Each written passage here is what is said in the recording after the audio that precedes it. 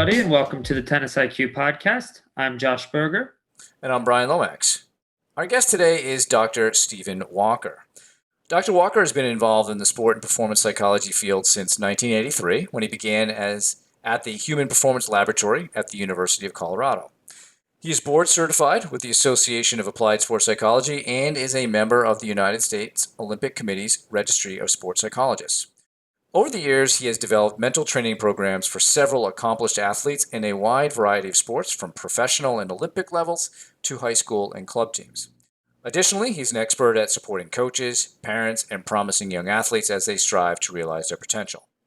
Outside of his practice, Dr. Walker is also the editor-in-chief of Podium Sports Journal, a very well-respected sports psychology blog. And today, Josh and I are going to talk to Dr. Walker about preparation and preparation routines as they apply to tennis. In other words, we want to help all of you to be competition ready. We hope you enjoy this very lively and engaging conversation with Steve Walker.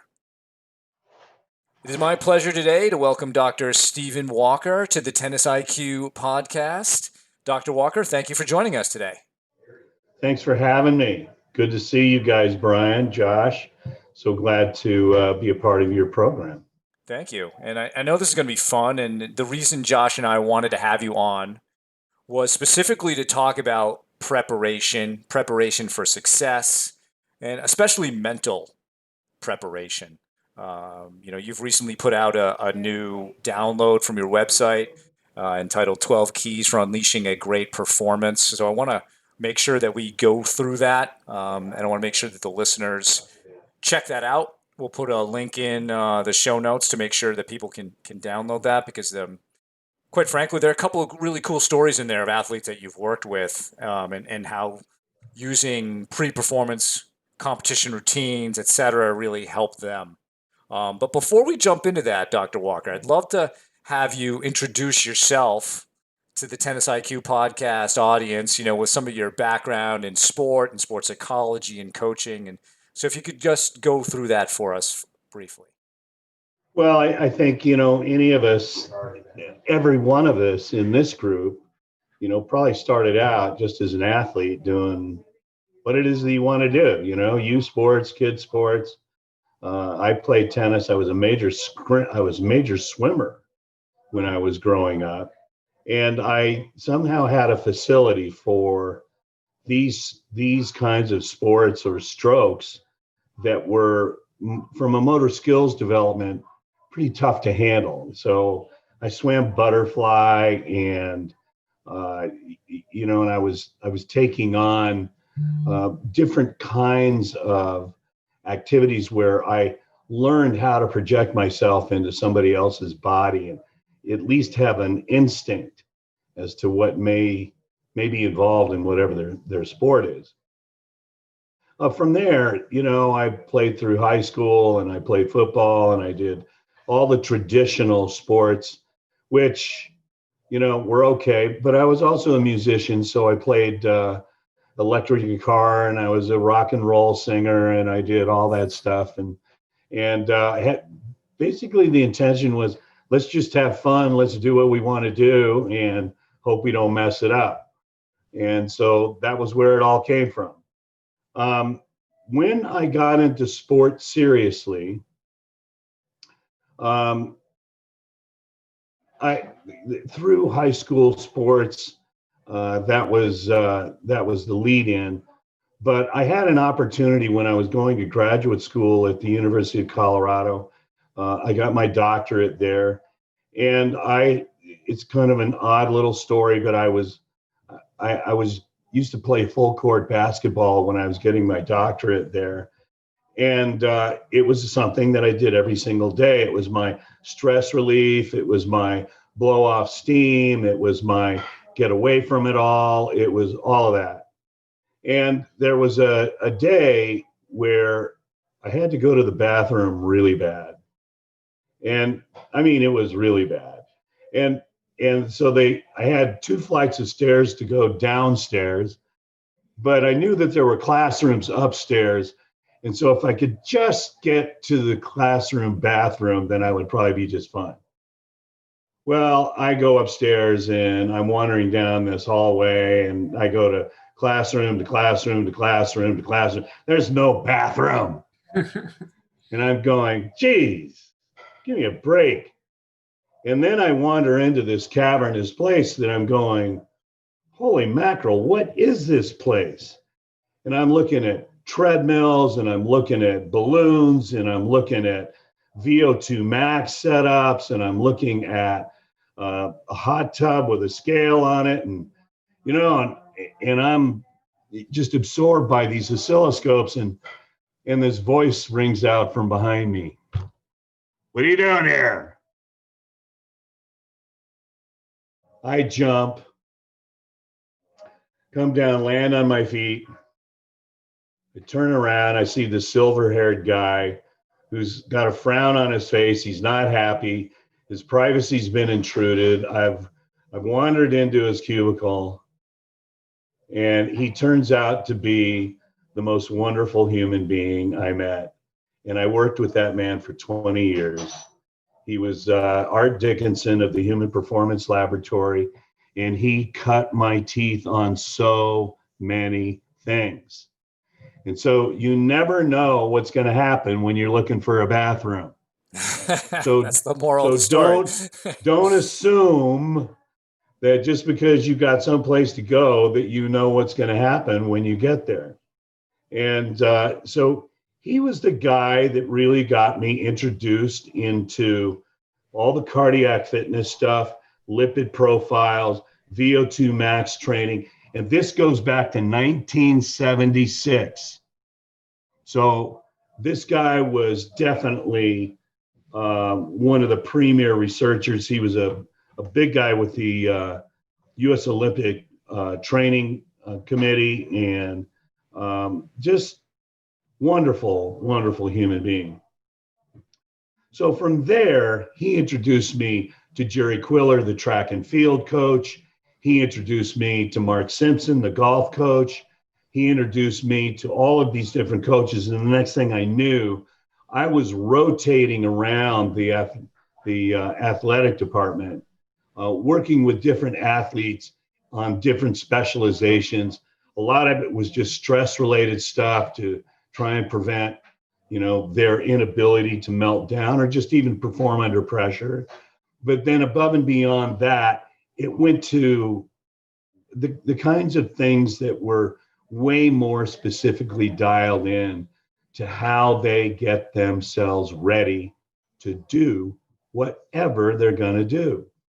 And I know you guys, look, you guys are tennis gonzo guys, but in tennis has got some very, very special preparation requirements because it is a combat sport. And, it's mano a mano, I mean, it's really not that much different than wrestling, except you've got a racket and you've got a ball, but it's either you or it's him. And, everybody wins a point and you got to win the games and then you got to win the set and then you got to win multiple sets. And if you're on, then great. But if you're not so much. And so the streakiness and the moodiness that come in with the sport can be really pretty significant. So anyway, that's what I was learning about tennis and what I was learning about sport and getting engaged in it. But let's just pose for a question there and see what you got going, what you think you may want to talk about next. Yeah, well, I appreciate your perspective on tennis. I would agree it's a combat sport, and one of my favorite quotes about that is from the famous tennis writer Bud Collins, who called tennis boxing without bloodshed.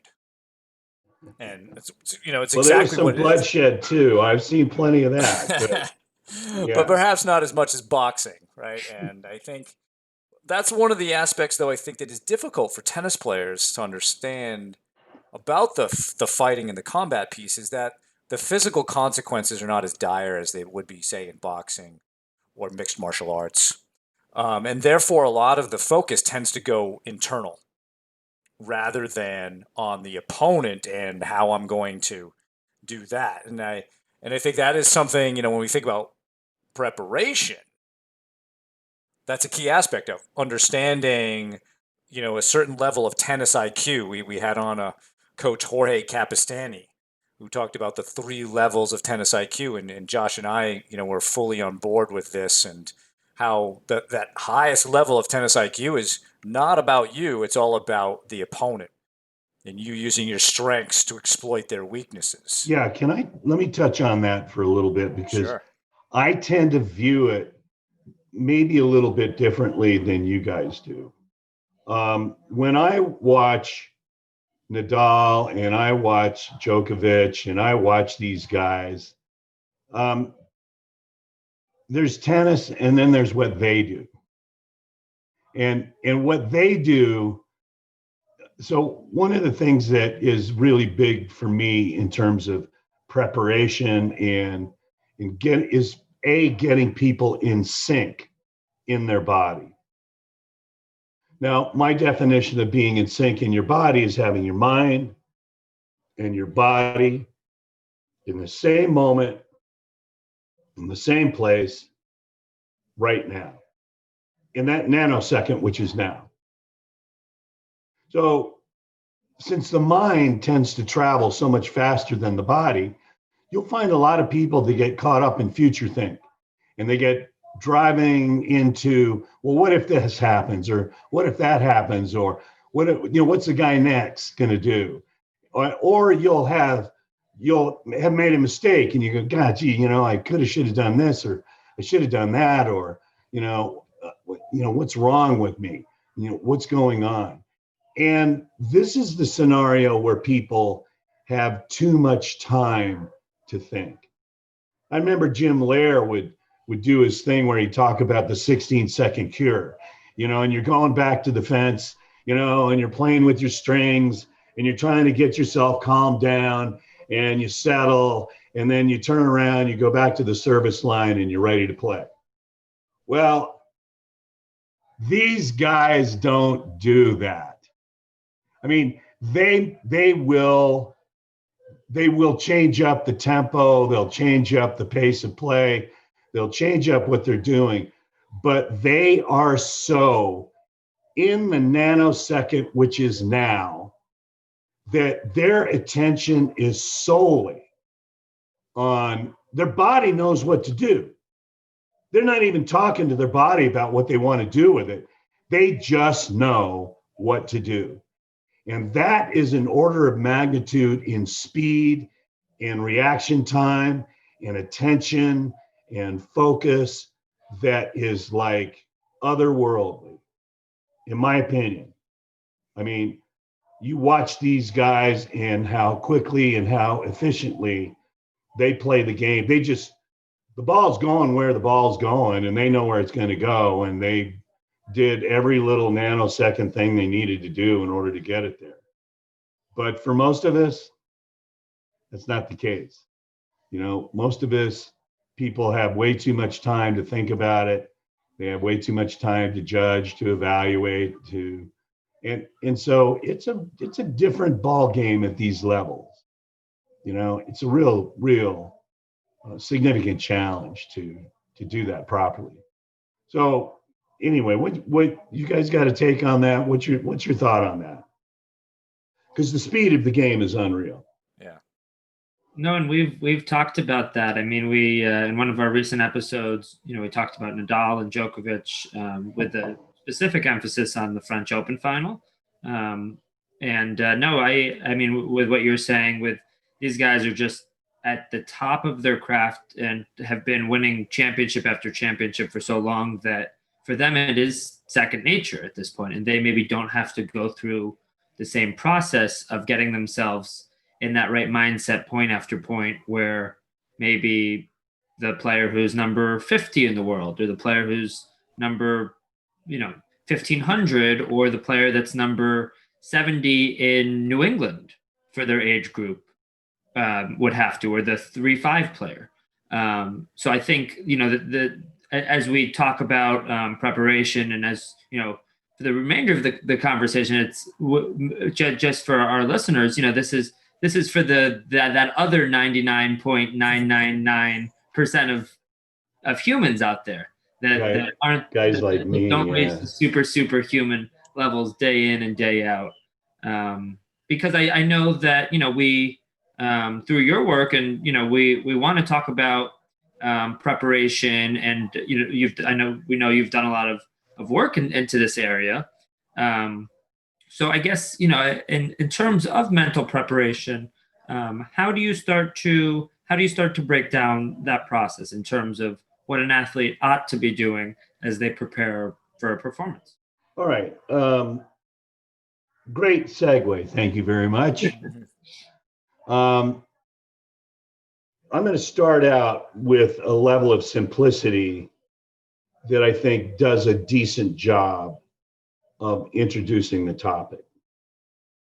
And that is what I think an athlete is in control of.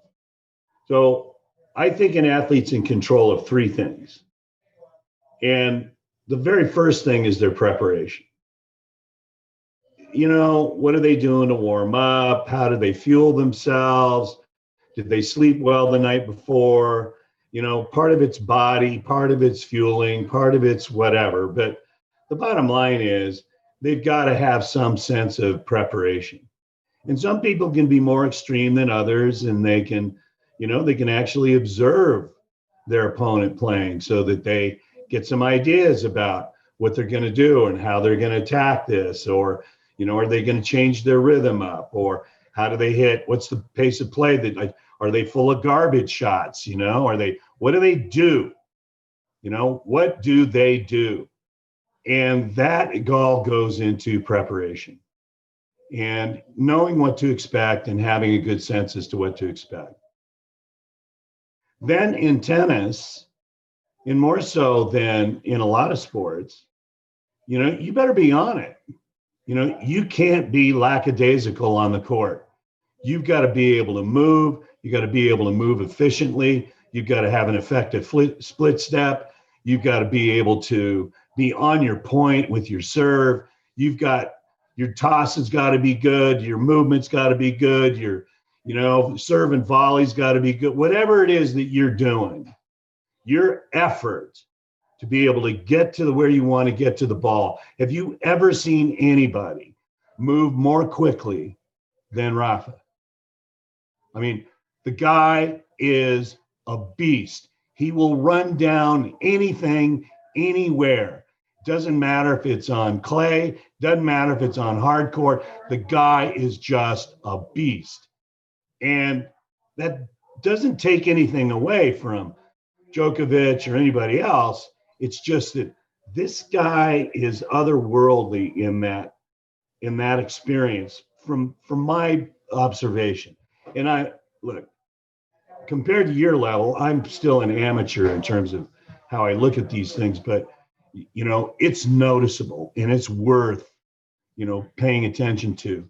So that preparation effort and then attitude, because the attitude goes into their willingness to try things on, their willingness to experiment, their willingness to see how the tempo of the match can change according to the kinds of shots that you're hitting.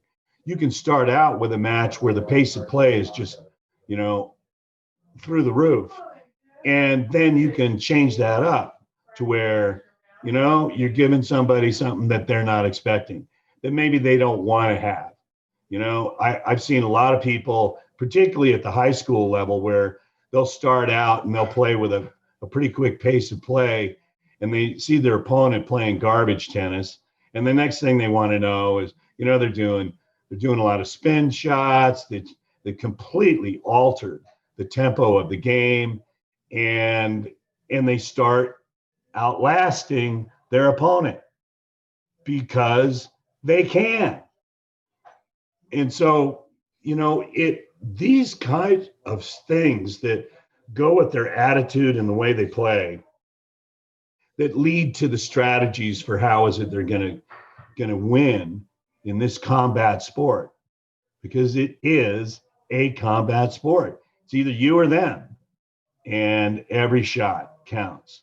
So that's really big for me in terms of preparation, effort, and attitude. And when I look at athletes that are fully prepared, and I look at athletes that are, they are really, they're so prepared that they can handle anything that's coming at them. And those athletes are unstoppable. I don't see anything that is a weakness in what they're doing because they are unstoppable. And then you have an athlete that maybe isn't on their game, or they've got their B game that day, or worse, they got their C game that day. But I've seen people win with a C game because, they were able to keep their opponents so off balance that, they did what they needed to do in order to win. But, that whole aspect of this ability to alter their game and to be on point with their game, even if what their game was their B game or their C game. So if they are in control, they're really unstoppable in my view. However, if they're out of control, they're not having very much fun that day. And they have a hard time being able to do most of anything. It just doesn't fit for them. Things aren't clicking for them. And those are the kinds of things that make people crazy. And it makes coaches crazy.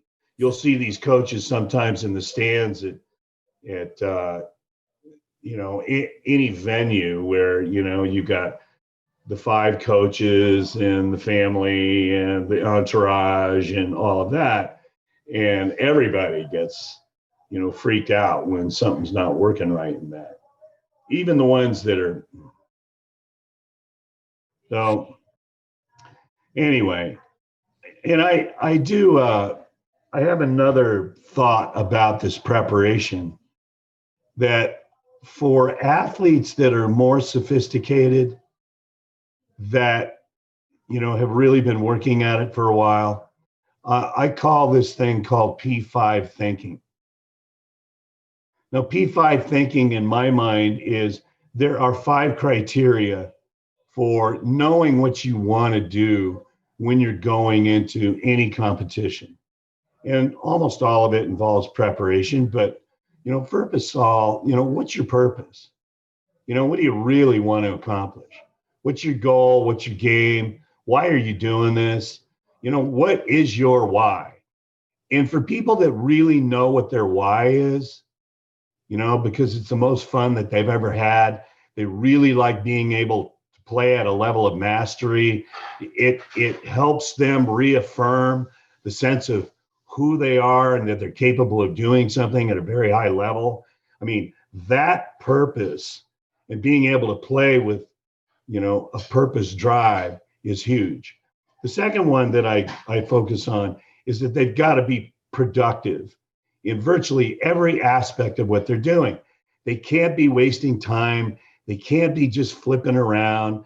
They've got to be on point for whatever it is, that every move that they make is productive in some fashion or another. And even if what they're trying to do with that move is to throw somebody off, they have a purpose behind that, and they're productively engaged in the specifics and how they engage it. I also find that there are people that when they are really attentive to the possibilities of what they want to achieve in that, they're willing to experiment a little bit. And, at the levels that, even at the highest levels, you'll have people that will be experimenting. But when you're looking at college tennis, or you're looking at high school tennis, or you're looking at anybody that's playing above a 4.0 level on a USTA rating system, well, these people, they're experimenting all the time.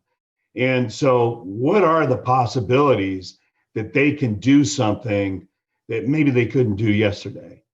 Or, they're on point this time. There's a level of passionate that they have to be able to play with. They got to love it. If they don't love it, they're not going to play for shit. Excuse me, is it okay if I use a Yeah, that's periodic fine. That's obscenity. fine. Yeah, I don't mean to, if it's a kid rated PG deal, maybe they're not going to track this anyway. But yeah. in any case, the passionate and the owning it, the wanting it, the being there, the fully engaged in it, the see it, drink it, feel it, all aspects of it are huge. And then probably the single most important, which is the hardest single thing to do for most of the tennis players that I've seen, is to keep it positive in a frame of mind, because it can turn on a shot. It can turn on a double fault, and it can turn on who's in your audience. So I worked with a guy who's actually not too far away from where you guys are. And he was playing high school, and he was a very, very good player. He actually won in Colorado. They have 3A, 4A, 5A, different size schools dictate the depth or level of competition that people are. So he was playing 4A tennis. And in his freshman year, he won the state championship. I mean, he was really a hot shot. And he was having a lot of fun and loved the game, and, was playing year round and all of that. Well, his sophomore year, he lost in the finals. And that was frustrating to him because he didn't expect to lose. He was supposed to walk away with this match. And so he loses the match. And then in his third year, he's playing again, and he gets to the semifinals of state. And he is fixated by his father, who is sitting up in the upper corner of the stands doing this. Shaking his a lot of body language. Yeah, not helpful. And he's looking at him doing all this stuff. And then he double faults 4 times in a row to lose the match. Wow. And he decides at the end of that match, well, he and tennis are having a parting of ways. We're not going to do this anymore. I'm sick of this game. I don't want to do this. And he never, ever confronted his father. And this was the first time I'd ever seen his father in an observational match where his kid was playing. But his mom understood that in his best days, he really loved the game. And so she is the one that contracted for me to see him. And when he walked in the door with his sister, who also played, and he was done with the sport. He didn't want to do it anymore. He had no idea why he was there. He was just there because his mom made him go. And I'm going, okay. So tell me, just give me one example of when you had fun. I mean, when was a good day? And I mean, he started talking, and he was slow to get into it, but when he got into it, his speech pattern picks up, his posture changes, he starts getting excited about what it is that he was doing, and he realizes that maybe he doesn't hate it so much, but what he really hates is when his dad is making judgments on him all the time. And I mean, all the time. And so he needed to take control over his support system, or he wasn't going to play tennis for long. So enter the next session where dad comes in, and I've got him prepared. Say, we're going to hear about what it's like for your son when you're in the audience and he's watching you, watching him.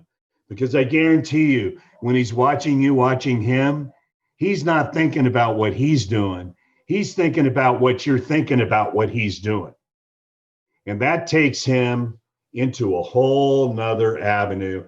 And by the way, tennis isn't what he's thinking about. He's not planning his next shot. He doesn't have any sense of strategy for what he wants to do. He's just worried about what you're thinking about how he's playing. And so he's completely separated from that. And so every pre-performance routine that anybody gets into, they have to examine what's their why, and they've got to be able to own it. And if they can, and they do, and they will, sky's the limit. I mean, to whatever their God-given talent is, and the level of the game that they play. But at least they're not getting in the way. This 6 inches between the ears isn't messing it all up. And that's usually the problem, isn't it? So that guy, just I got to do a postscript on that guy. Yeah. So he ends up, finishing that season, and he decides that A, he needs to get away from his dad, and B, he goes to a place where he's got a friend that's also training, and he goes to the IMG Academy and he starts, training there. And suddenly he rediscovers his love of the game. And he finished a 4-year career playing number 1 on West Point's tennis team. And, he's just a monster athlete, and not only loved what he was doing at West Point, but he loved the discipline. He loved everything about it. His tennis game went just gonzo through the roof. He really had, a great experience from it. So not everybody ends up like that, but, when you get just 1 or 2 or 3 athletes that have turned it around like that, it makes all the difference in the world. And what I like about that story, Dr. Walker, is it makes people realize that tennis, we consider it an individual sport, but in reality, especially at the junior and college level, it is a team sport. And your parents we can call it a support system, but I'd rather call it a team.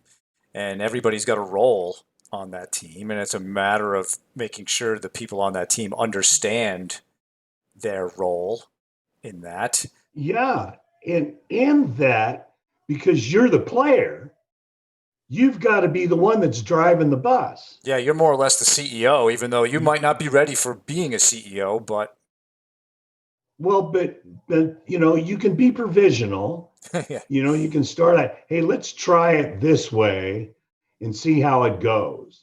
And, this maybe needs to go this way. This maybe needs to go that way. But, there's enough communication, there's enough experimentation that it evolves into those systems that work well. There's a program that I'm involved in teaching right now. I call it Get Competition Ready. It's got 6 different sections to it. The first one is focused on performing under pressure, which every athlete needs to be able to do. They've got to be able to manage their stress load. They've got to be able to direct their attention to the right things at the right times. And then so that performing under pressure is really an important component. The second thing is I'm really big on self-talk.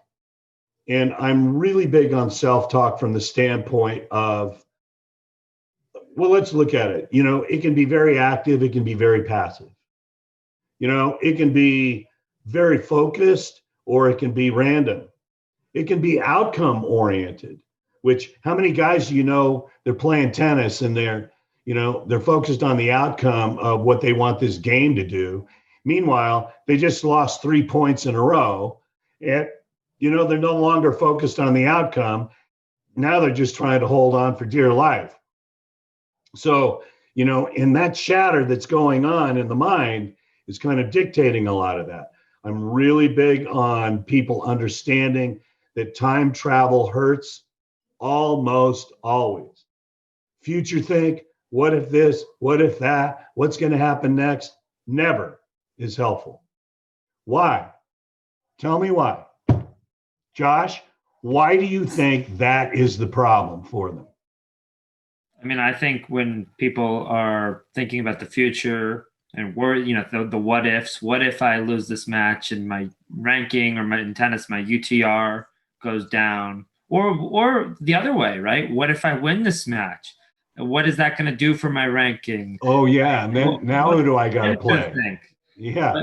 But when you're thinking that way, you're not thinking about those most important things that are within your control that are actually going to influence the result. As you talked about your attitude, your preparation, your effort. I mean, you could talk about your physical intensity in that moment, but all of that's out the window because that's not where your focus is. Your focus is on the future, or maybe it's on the past and whatever happened. I mean, the future think, I think it's probably the worst because it creates uncertainty in your mind. And, when you watch Nadal play and he's taking a shot, is there any uncertainty in what he's going to do with the ball? I mean, the ball is off the end of his racket. He doesn't even know what he just did. He just did it. But he knew what he was going to do. And there was no hesitation, no uncertainty, no aspect of that. And the flip side, the coulda, shoulda, woulda, well, let's beat yourself up after you make a mistake. I mean, what good is that? All that does is destroy your confidence going forward. And that's as equally deleterious. So, I'm really a stickler for that, being in the now moment. There was a women's basketball coach, a woman by the name of Pat Summitt, who was the coach at Tennessee.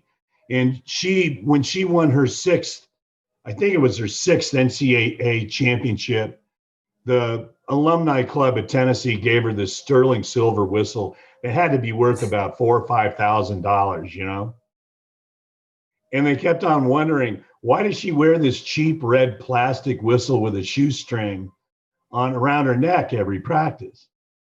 And she'd say, well, that's the what's important now whistle. And they go, what? What do you mean? And she would blow that whistle at any point in time on a scrimmage, in a drill, and whatever. And she would yell an athlete's name, and they had less than a second to respond with what their job was on the court right then. And tennis, like basketball, these transitions are like that fast. And, you got to be able to react on those things, and you got to know what you're doing. So when people get caught up in this coulda, shoulda, woulda land, that ain't happening. And so, and then is it productive? Is it constructive? Is it helpful? Is it a hindrance? Is it instructive? Can they go back to the fence and think about the plan for how they're going to approach, the next service, or the next return of service, or the next, series of shots that they want to make, or the way they want to change up their rhythm or tempo in the match. And if they can do that, then they're bringing themselves back into control. And that's huge. The one other thing that I would add to that, which kind of goes to what we were talking about with, building your team from the inside out, is you do have coaches. You'll have swing coaches. You'll have people that may or may not be really dialed in to the way in which you prepare for things, the way in which you see things, the way you experience things, the way they can observe and understand the chatter that's going on in your mind when you're in the middle of a match. And that is where you, as an athlete, as a player, have to coach them up on how you want them to work with you. And so that other aspect of this, we went through performing under pressure, and we went through self-talk and managing strong emotions. what do you do when you have a meltdown and you're really angry and you want to throw your racket and you're really upset and why did I do that and what the hell's wrong with me and all of that stuff. And then you're going into, well, now you got the mental skills like focus, concentration, the pre-serve routine, the all of that. And then you've got from there building confidence systematically. Because I'm such a real stickler for confidence building that it's something that the people that I work with, they have to do this every day. They keep a confidence journal every single day. They've got at least 2 or 3 things that they did well in that practice session that they are writing down, that they are reminding themselves of, and they put it in a journal that they're going to review the night before their next big match. And, the best story about this was a gal that I worked with who was she was a 5,000 meter distance runner, and she was running in the Olympic trials. And she goes into her night before, and she goes to her hotel room, and she brings out this spiral notebook that's all dog-eared and ripped up and messed up, and she starts pouring through these pages. All right, and she goes through 196 entries in her confidence journal the night before her race. And she shows up on the starting line the next day because she hadn't competed for a year. She'd had a patellar tendon injury on the knee, and that was an issue for her. But she shows up on that next day, and she's on the starting line. And instead of doing, whoa, I know that girl, whoa, she's beat me before a bunch of times. And then, oh my God, I'm just this girl from Duluth, I don't even belong in this group. And that was what she used to do. Only she goes through her confidence journal and she starts reminding herself of all the work that she put in, of all the training runs that she's done, the tempos that she's done, even the competitions that she's been engaged in. And she goes out and she makes her first Olympic team. And the next 2 days later, she makes the Olympic team in a second event. And so now she's done 2 Olympic Games and graduates to marathon, which, who does the marathon? You got to be a little bit twisted, if you're doing that. And so she does the same thing with the confidence journal. She runs through everything the night before, and she goes out and she performs running at a 5-minute and 44-second pace for 26.2 miles. And she doesn't make the cut. She's the 4th runner in the Olympic trials, and she doesn't make the team. But rather than being so disappointed in what happened, she went through a race and she realized, I didn't make the team this time, but I made sure these guys deserved it. All right. And when you are an athlete and you're able to perform at a level with that degree of competence and that degree of performance savvy, there are no regrets. You did what you did. You laid it all out there. You were on point. You were prepared. You were ready. You reviewed everything that you needed to do in order to put your best effort forward. And that's the kind of stuff that really makes a big difference. And so ultimately, that's what we're looking for. Building confidence systematically. And the last thing is building your team from the inside out. And that means you got to know who you want it on it. You're going to know why you want them on it. You're going to want to know what you want from them while they're on it.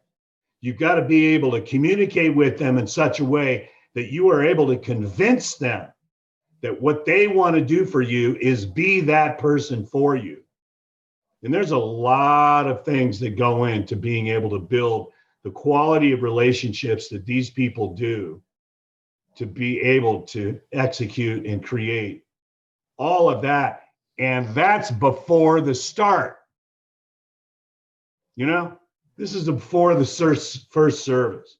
And maybe, somewhere if you've got, different kinds of things that you're doing during a match, but it's a different ball game.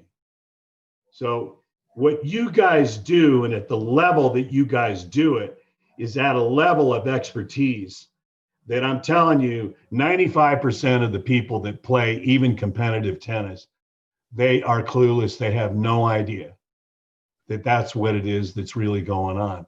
And if they do discover that, they've got the secret sauce, because it changes everything.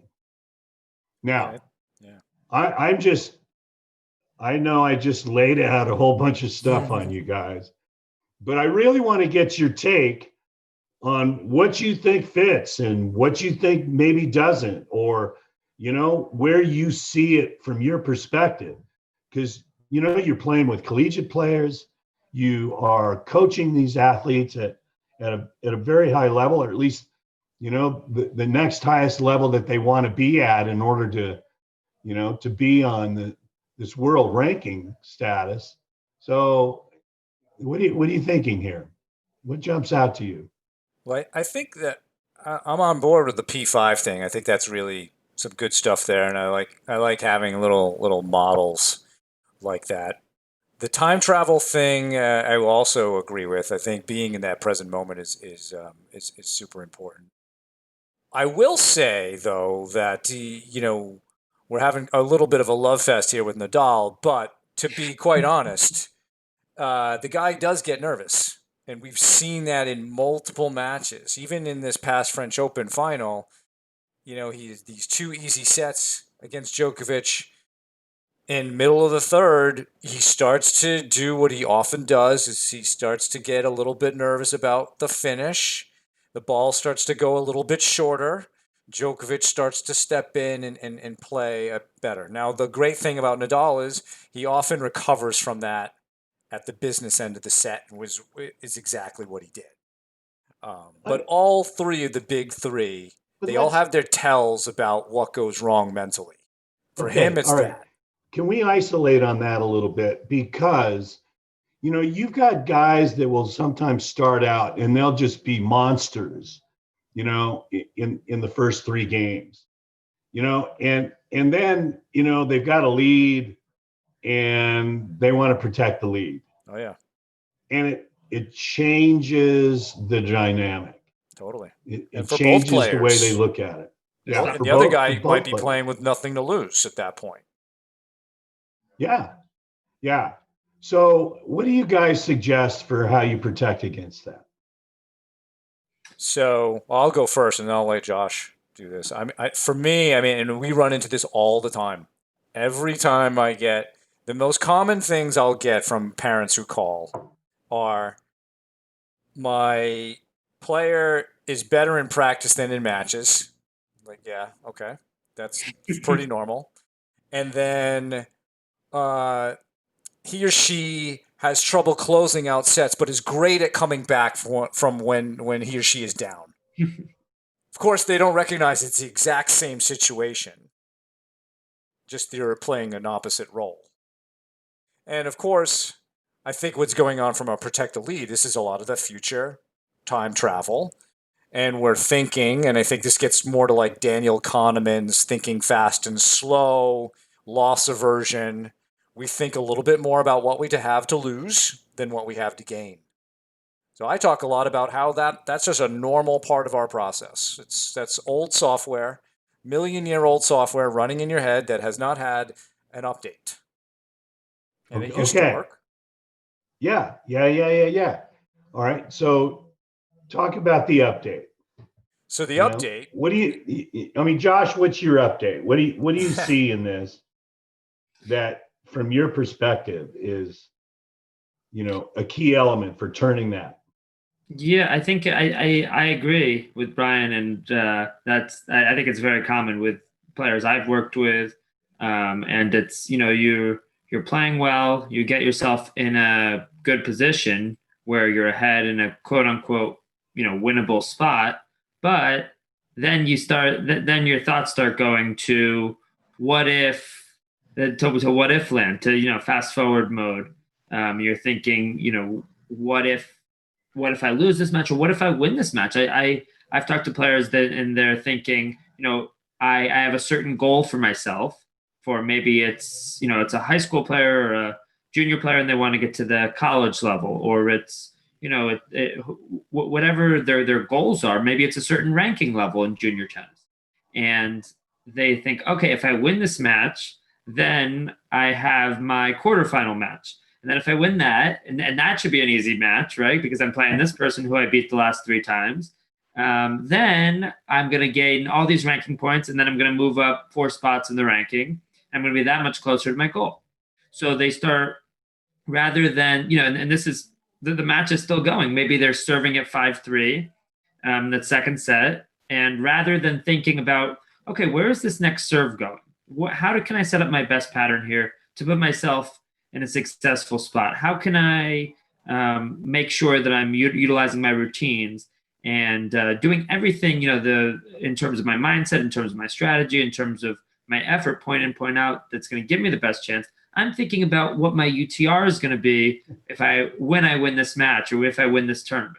So the minute they drop into calculation land, exactly, they're gone. And I think it happens all the time. And I think in college tennis, sometimes that might be, how is this going to impact the team? Oh, the team is down 3-1 right now. They really need this point. Or, if I win this match, am I going to move up in the lineup? Or if I lose this match, what does that mean for me in the lineup? Or in terms of a USTA ranking, am I going to be seated in the next tournament? Am I going to make the next tournament in an ITF or whatever it may be? So I think I think a lot of players are having these thoughts going into a match, the night before, and even when they're on the court.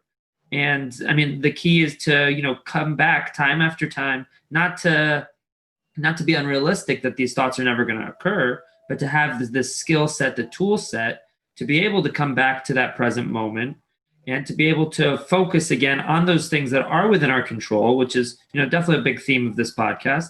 And focus on those things that are within our control and can ultimately impact your chances of being successful. So here's what I take away from this, and one of the tools that I like to use, because there's the fundamental difference is when you start to be thinking in terms of outcome. Yep. And the minute, the nanosecond that thought process shifts to an outcome, you're now lost it. And the problem is it turns on a dime. It can go so quickly. So in the pre-preparation routines that I think are really critical, that there are scenarios that, let's say you're warming up with your coach and your coach is yelling out a scenario for you. And you have to, just like Pat Summitt's red whistle, you're given a scenario, you've got to react to it right then, right there. And that you've got to pull yourself back into the now moment. Now, I'm a big fan, major believer of using breath work in the way in which I'm breathing. And there must be 4 or 5 different kinds of breathing techniques that I would use with this. A lot of it is going to depend on, well, am I at a service break? Am I, do I have time? How much time do I have? Can I put the towel over my head and can I really just be in my own little world?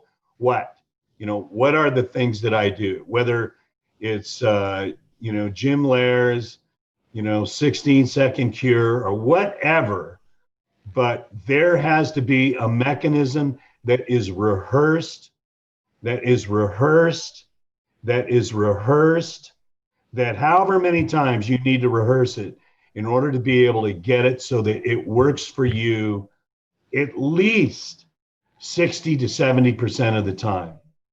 And even then, very rarely are you going to get something that works all the time. All right. But that ability to really isolate on what's going on in the body and redirect what's going on in the body or change the breathing pattern. And, it could be something as simple as, or it could be a centering breath where, you relax your jaw, your shoulders, pelvic floor, hands and feet. You're just going to kind of be a rubber ball out there for a while. But, these things change according to what you see the demands of the task being. But if it gets to calculation thinking, then you're maybe already in trouble. It may be too late for you. And the other element to that is I'm a major proponent of, particularly in tennis, that you are structuring and making a decision before the very first serve is hit exactly what you're going to do in that game. You're going to play that game at a very high pace. You're going to play that game high energy. You're going to go for the corners every time. You know what you're going to do. And your job is to execute just exactly as you plan. Because when you can do that, and when you can be on point, and when you can be exactly where you need to be when you need to be there, and you're so on the spot for where you're hitting the ball. Whether you're trying to run somebody or whether you're doing baseline shots or, whether you're going down the line, whatever you're doing, the bottom line is it's all planned out. That doesn't mean that your opponent doesn't give you something that you have to take 2 shots to set yourself up for again, but what your goal is. What you want to do. That determination makes all the difference in the world, and it enables you to get out of that vulnerability of what if land or calculation land or protect the lead land or any one of a number of things like that. That makes sense to you guys? Yeah, and I'd actually break it down into we should be doing that planning before every point. I mean, if we're going through that pre-point routine, that should happen. To me, that's like in football, a team that doesn't call plays. That's, so that doesn't happen, right? I mean, the quarterback doesn't get into the huddle and say, okay, guys, just go out and do whatever you want. I'll find somebody. There's an actual, whether that's going to be a serve +1 or +2 or return +1, +2. And that level of thinking, I think, then brings intention to what you want to do. It might be also a pattern. I might say, all right, I'm going to hit my return deep down the middle, and then I'm going to look to go 3 high balls deep into the backhand and then look for that cross-court ball. So really, you mentioned earlier about the pros, the top guys, that they're more automatic. I think it's because they have a great sense of their identity as competitors. And so they know their patterns. They know how their strengths break down other guys. Yeah, I can Many see of us that. are trying to still figure that out. Is, what is my identity? And how do I kind of make that part of my tennis DNA? But I'm working that into my pre-point routine. That, all right, like for me, I have heavy topspin forehand and a lot of slice on the backhand. So I'm using high balls, low balls. I know every point. If I'm leaving the ball in Josh's strike zone, I'm screwed. But if I'm making him hit balls over his shoulders and around his ankles, I have a chance. And eventually, that can get to him mentally by me not letting him be comfortable. And so that is also a big part is and this is, I think, where the changeover is a big part of the game, is it's a great time to assess, am I playing my game or am I playing my opponent's game? Have I been sucked into what they're doing? And I think, we've talked about with a number of our guests, the difference between playing checkers and chess. When you learn to play chess on the tennis court, A, it's so much more fun, but B, you become just so much of a better competitor. And so I think that, when we're looking at that changeover and that pre-point planning, it's a huge part of what we're talking about is being ultimately prepared. And in the whole aspect of, protecting a lead is obsolete. It has no value. It doesn't matter because your focus is so on the execution of what you're doing. That's right. That everything else falls by the wayside. You hope. And well, let's put it this way. The best players I've seen are the ones that are able to do that routinely. Yeah, I agree. And that's how they, really grow so quickly. So it's an interesting phenomenon. I'm kind of looking at our list here, and I'm looking at. There's one aspect, Dr. Walker, that I would like to ask you about that is one of the 12 keys. We haven't totally touched on this, is the idea of imagery and visualization and how that plays. I mean, that's such a, it can contribute to many aspects of what you've already discussed, but it's a key activity. Yeah. Well, look, first off, if you can see it in your mind, then you can execute it. But you've got to be able to see it in your mind. And a lot of people think that, well, that just happens, I dream about it. Why can't I just do it in the daytime? And because that is one of the key concerns, it gets in the way. There's a particular form of imagery that I like. And I think I've, The PETTLEP imagery or? Yeah, it's the PETTLEP imagery. Look, I'll ad lib this thing. I generally follow the acronym because it can, there are a lot of different features to each component to it. But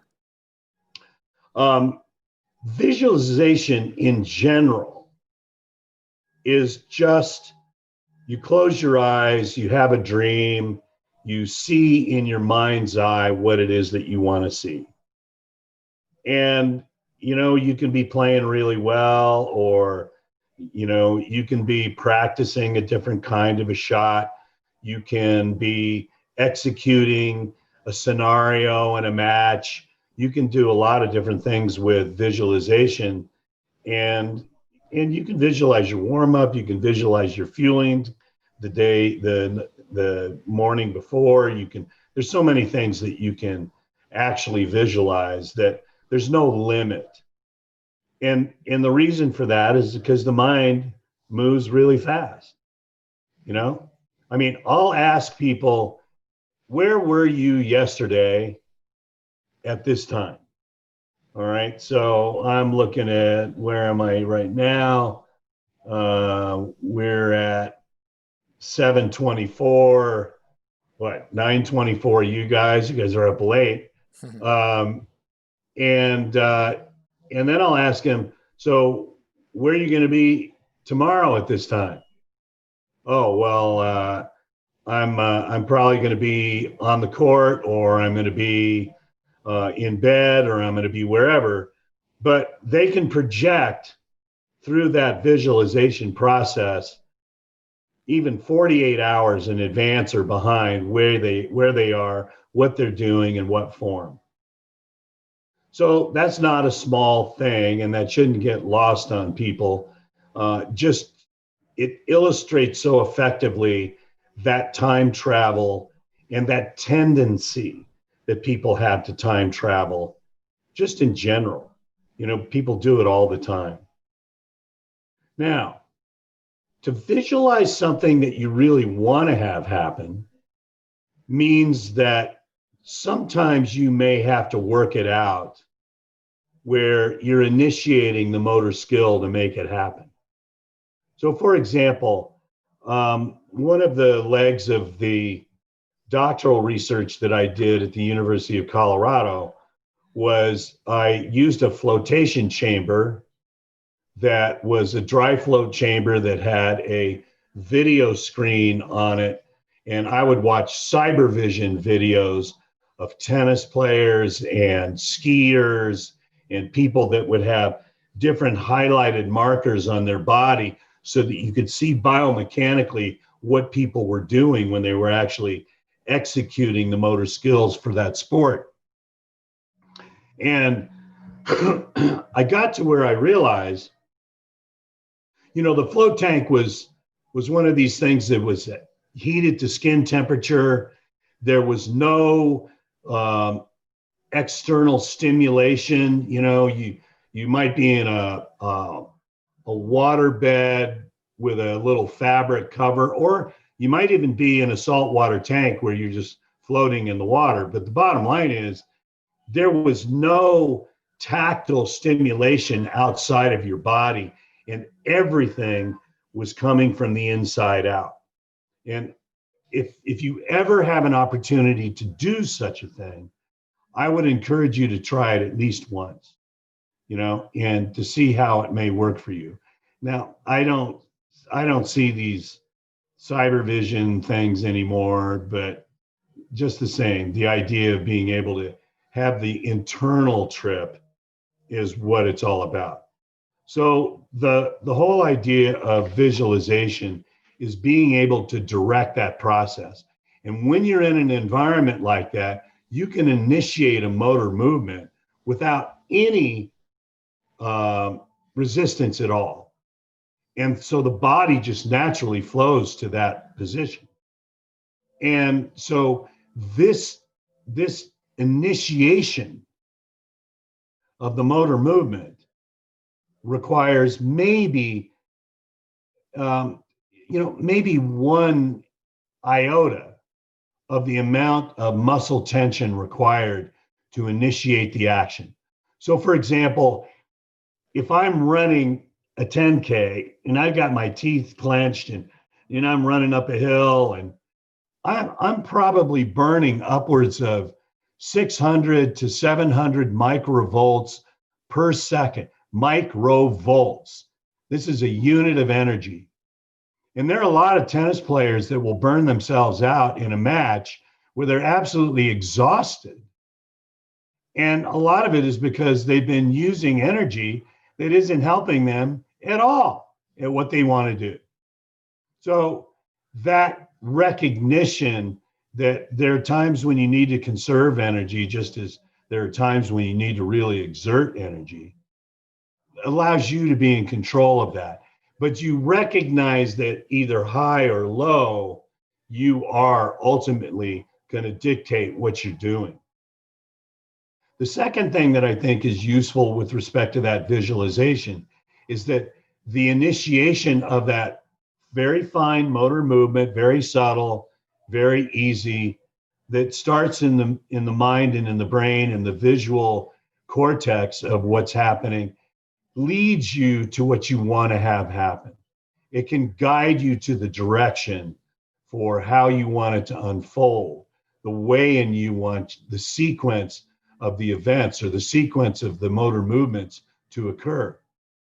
Now, when we get into something that's a little bit more sophisticated, like PETTLEP imagery, it's like visualization on steroids. You're dealing with the perception, the perspective that the athlete has. You're dealing with the emotionality of what they're experiencing when they're on the court. You're dealing with the time on task that they may take to play a certain shot, or maybe a series of shots as they're setting up their opponent and they want to put them away. The actual time on task for You're going to play a match that's 3 hours long. You better be able to outlast your opponent. You're playing a match where the experiential component of the play can either be joyful, it could be aggravating, it can be really fun, it can be silly, it can be crazy, it can be what. And yet you're in charge of all of that stuff. And then there's the ultimate perspective on the last PETTLEP, PETTLEP, where you're looking at the perspective. Are you watching this match as an NBC sports camera is watching you, or are you watching this match from the inside out as you're experiencing your opponent moving from side to side as you direct them in the places that they want to go? So look, it's not one of those things that people are going to learn how to do even in 2 months or 3 months' time. But it is something that if they have the discipline to be able to work on it, even in training sessions, that they can get there. And not only can they get there, once they get there, it creates an order of awareness, an order of perspective and focus and attention and execution that it's head and shoulders above what you might do just by wanting to see you execute a good shot or see the shot go where you want it to go. Yeah. I think there's actually a couple of points where we can insert imagery into pre-point or post-point routines. So, for example, one way to handle mistakes is not to talk about it, but is to visualize the correction. So if I miss a forehand wide into the alley, I want to see the correction of me hitting my primary target of over the net in a certain spot so that it goes to my secondary target in the court. Now, the next time I get that forehand, I'm much more likely to hit that. Yeah. And I think before the serve, let's say you're serving or even returning, that is a great opportunity there to just see that shot. So part of my pre-serve ritual is to see that shot, but I'm also, this one I haven't read a lot about, Dr. Walker, but I swear this works for me, is that when I toss the ball up and I'm looking at the back of the ball, I am also superimposing a line that shows the trajectory that I want to hit the ball on. And I simply hit the ball along that path. I can't tell you how much that has improved my first serve percentage. Listen, what you're talking about here has application in, I'm working with a volleyball team right now. Mm-hmm. And, and exactly what you're talking about in the toss of the ball and the execution of the serve is absolutely spot on. There's no aspect of that varies at all, except you're dealing with a tennis ball and a racket, and and you're really trying to come over the top. But the other aspect of that is hockey. Mm-hmm. I do a lot of work with goalies in ice hockey, and these guys, they're gonna give up a goal. It's gonna happen. Now, what do they do after they give up that goal? They can drop their head. Oh, God, I did that. They can stoop their shoulders. They can feel like, whale dung, and that's at the bottom of the ocean. They're going to feel something. But again, my intention is as much as possible that they don't get caught in the emotion of it at all. That what they do is they're visualizing what happened, what do I need to do to remedy that, how am I going to make that stop next time, what is the position that I need to be in? Maybe I had a bad angle, maybe my skate wasn't on the bar, wherever it is, when that attention goes to the fix and they're tuned in to what they need to do to remedy it, then they're there. They're back. They're on it. And that's all we can ask for. And I do believe that tennis is one of the more emotional sports that athletes get into, because the sophistication of the motor skills they're extreme. It's not, the difference between somebody that plays 5-0 and somebody that plays 3-0 is like light years, so I got a really strong sense of appreciation for what you're trying to do with them as you're coaching them up, because you've got to be mindful of all of these different elements as they come together. And then you've got to cherry pick what is going to be the best thing that we can do, the first thing that we can do that's going to give the biggest improvement in the least amount of time possible. So you guys got your work cut out for you. Yeah, we have a lifetime of work, right, Josh? That's for sure. That's what that's why we're trying to, gain insights every week through this podcast. That's a part of it. I mean, between the conversations we're having and the guests like yourself who are coming on and sharing, wisdom and your experiences with our listeners, there's plenty of work to be done. And, the more that we can, dig into that just a bit, I think it's, that's what we're going for. Absolutely. I just really appreciate you doing this. And I think what a great venue, to create a podcast and have a conversation like this where, call me Steve, don't call me Dr. Walker, but, the whole idea is that, we are sharing information, we're sharing ideas, we're sharing strategies, we're sharing techniques, we're sharing aspects of those things that have worked for us, or maybe they were an abysmal mistake for us, but we learned from them and we're able to incorporate them going forward. So I just really appreciate you guys having me on, and and hope it was valuable to you. For sure. I mean, it was a sincere pleasure. And, if Josh and I think of another topic that we think you'd be great to consult on, we would love to have you back on. And thank you, Steve. Count me in. Yeah.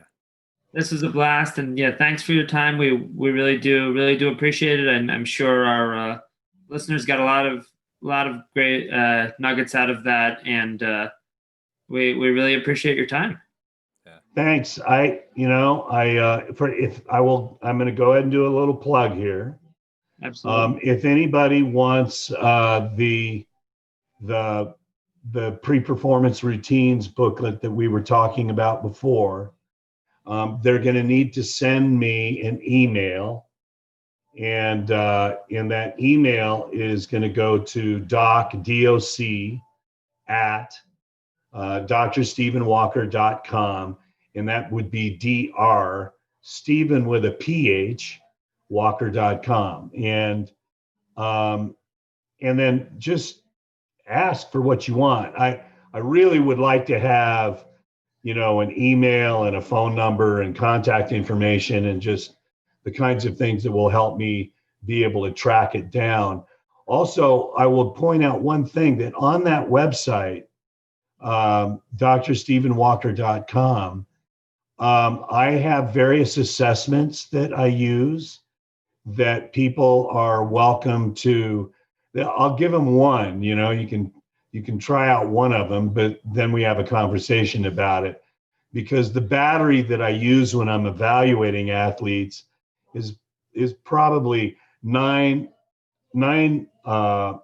assessment tools that look at self-talk and cognitive distortions and mental skills performance assessment and things like that. But it's also, I have a tennis specific one too, that they have to examine how do they feel in their confidence level for being able to execute a certain kind of shot or a certain way that they want to play. And then from there, we set up a conversation and go from there and see if it looks like it's something that would fit. That's great. But we'll make sure we put that info in the show description too. One more thing. Yes. There is a lot of tennis material it started out as a blog 12 years ago, and now it's taken on a life of its own. And it's called podiumsportsjournal.com. And if you care to, it's freely accessible. Everything from pre-performance routines to, how to assess what happened. You'll get some useful stuff from it. So I would love to have you guys around and get to know some of your people better. Yeah, and Podium Sports Journal's got a lot of good stuff. I think you've been doing a series lately that maybe we could talk about another time. The requisites to greatness. Yes. Yeah, that would be actually a pretty cool. We have another episode of that coming out either tomorrow or the next day. Awesome. I look forward to reading that. All right, you guys. Thank you, Steve. Thank you all. Appreciate that. All right. Well, Josh, that was a wide-ranging conversation that I hope everyone got some tips from. I know I did. The concept that I liked a lot was this idea of P5 thinking, which is, thinking purposefully, thinking productively, thinking of possibilities, thinking passionately, and with also a positive frame of mind, which I think he was more relating, not just being like thinking positively, but more about growth mindset and the ability that we. So that's something that really stuck with me. What was a point that stuck with you from the interview? Yeah, well, there was certainly a lot. I think one of the biggest things that he touched on is this concept of utilizing a confidence journal. I think this is something that certainly tennis players, all sorts of performers can benefit from, where you're contributing to this confidence journal every time you perform, whether that's a practice or a match, but just noting down these things that you do well or that you did well in that particular day. And then it's, being able to look back at that the night before or, on the bus to the match or whatever it may be, right before the match, and getting that added boost of confidence really when you need it most. Well, that's our show for today. Once again, many thanks to Steve Walker for joining us today on the Tennis IQ podcast. For more on today's show, please check out the show notes below. If you have any feedback or questions for us, you can email us at tennisiqpodcast@gmail.com. You can also use the Twitter hashtag tennisiq. Additionally, please subscribe to the show on your platform of choice, including YouTube, so that you can be notified of new episodes, and check us out on Instagram as well. Thanks again, and we will talk to you soon in our next episode.